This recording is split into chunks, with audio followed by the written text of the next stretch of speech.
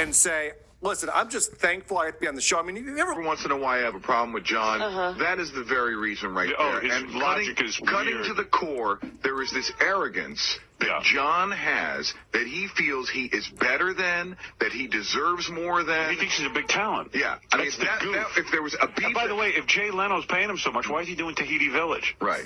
You know, I mean, if there was is a that beef... what he's up to? Yeah, he was, and then he was throwing him. He's always plugging. He's always got some scam going. Yeah.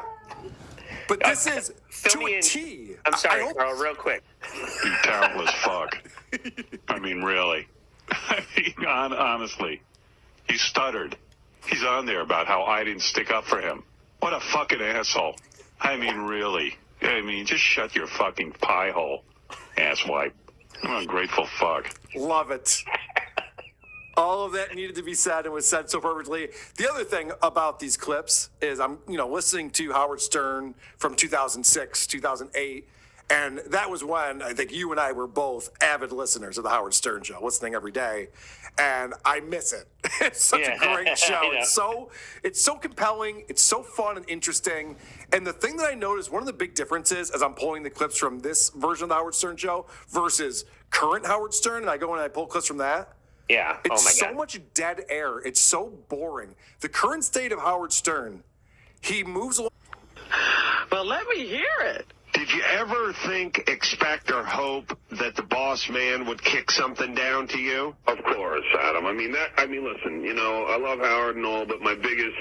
No, you don't. Has always been on that show that, they just don't take care of people financially, and it was my job to take care of John financially. Oh, by the way, I mean, the big rap against John with his traveling comedy review, and I think the truth can finally be told, and I don't know if Jim has ever spoken to you about this or not, but other comedians used to come up to me, like after John didn't pay them. John got the lion's share. He came out, was Huck Finn, basically said, okay, here's our next comedian. These guys did all the heavy lifting. John took the lion's share of the money and paid them like $100 per person. Mr. Generous.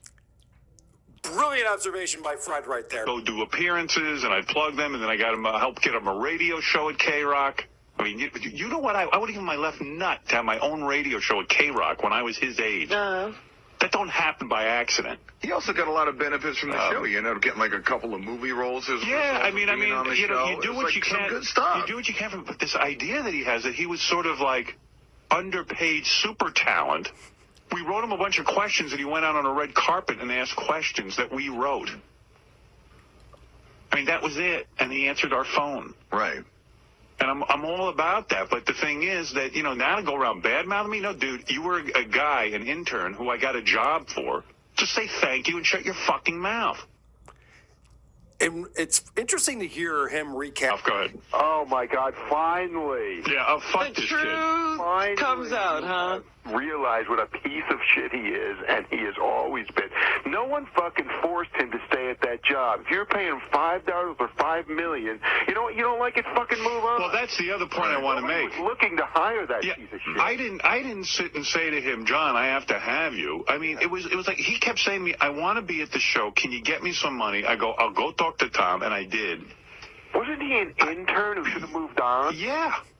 Yes, correct. Can we get Ralph on WATP? If you were important to the show, maybe you would have made more. Exactly. You're really not that important, you fucking stuttering retard. Well, that's kind of the point, too. Yeah. You were kind of paid what you were worth.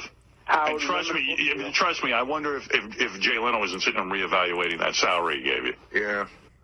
According to Mike Walker, yes. Yes, he did. He was. Yes. From a private meeting at the Tonight Show, Jay was none too happy they made that hire.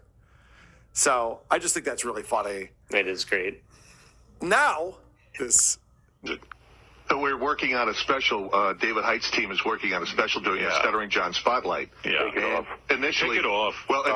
Well, initially he said, I'll do it, but you have to run a spot for my movie once an hour. Yeah. No. And I says, Beck's Beer, our biggest advertiser, doesn't run a spot once. The movie's going though. I've seen the trailer for it. It looks like fucking amateur. So it gets. hold on.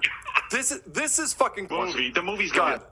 Oh, I was just gonna say it's so funny how His movie, the movie's going though. I've seen the trailer for it. It looks like fucking amateur So hour. it gets down to the point. I says, John, all the things that I've helped you out with over the years at WYSP, at WCKG, promoting your comedy shows and so forth. I says, help me out. Help me out. You know, I says, I'm asking you as a favor. He goes, Tim, I'm appalled you would even ask me that. I'm like, give me a break. He's very full of Yeah, himself. well, the people No. who usually know what other people tell can you, give them are That's very, the other very thing. People don't, and I'm sure there are stingy. other guys like Tim. Why are you begging that asshole? Yeah, really. Tim was really good to John. I said, look, I says, help me out with this. And he says, I'm appalled that you would even ask a personal favor. I'm like, bite me. Hey, Oh, Tim, fuck you know what off. David Height should be working on? Removing John from everything in the tapes. Yeah, up for that. Yeah, really, I mean, tell him to You're right. fuck himself. Yeah, so. Yeah, what an ungrateful asshole. I want to point out my buddy John